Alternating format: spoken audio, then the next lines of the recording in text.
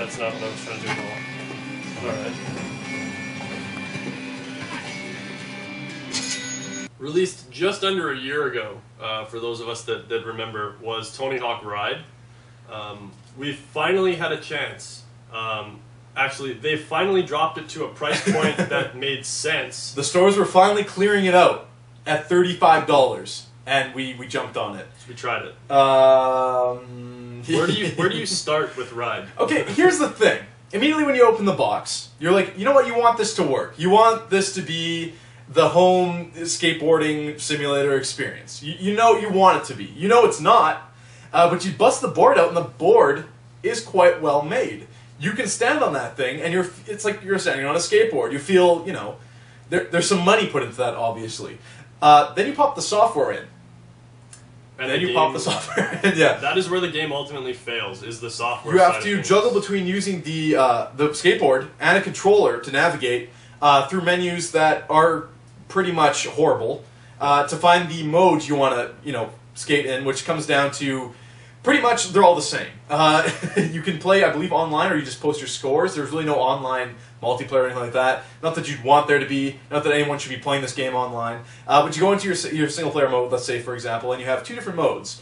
You have like the beginner regular mode, where it kind of puts you on rails, and all you're doing is interacting and doing tricks while you're you know, skating. Hardcore mode, where you have full control of the board and you actually have to steer around the environment. God help you.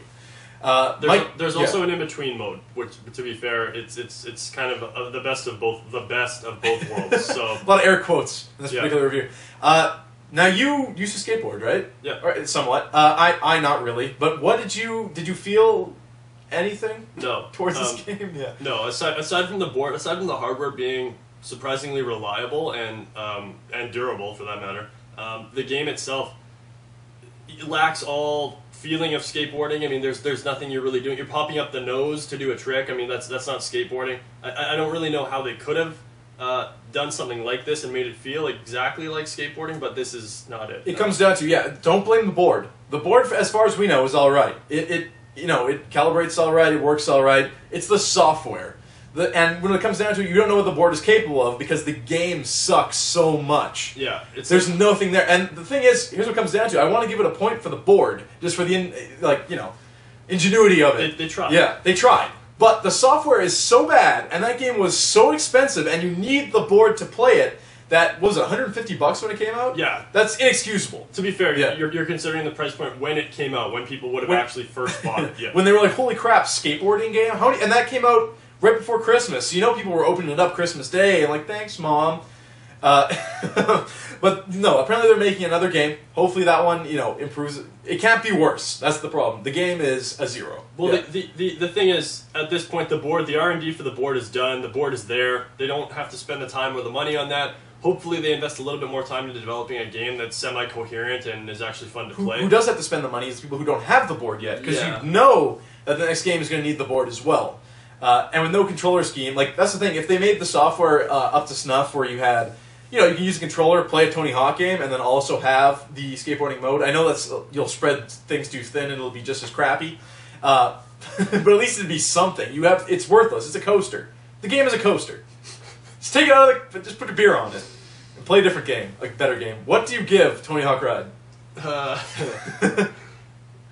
mean, taking into consideration that the board is still half decent, and would undoubtedly make a great nutcracker, something like that. You can assail people who are breaking into your house. Yeah. You live in a bad neighborhood, you can hit them with the board. Tony Hawk Ride, from me, gets a 0.5 out of 10. Oh, you stole my thunder. I was going to give it a 1. I was going to give it a 1 for the board, but you know what? At $150, people got so ripped off, and they should feel so bad for themselves. And, go buy a T-Mobile Sidekick, because that's pretty much all this thing is a commercial for it. 0.5 out of 10, and that's a generous 0.5. So, Tony Hawk Ride, a void, and, an abomination of video game kind. Don't get taken for a ride.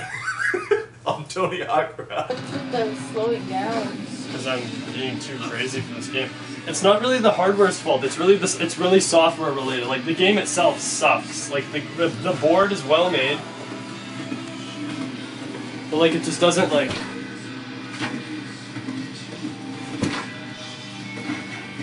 Stick all these next to the wall, bro. To be fair though, I am on hardcore mode, which is Well, you're a hardcore dude.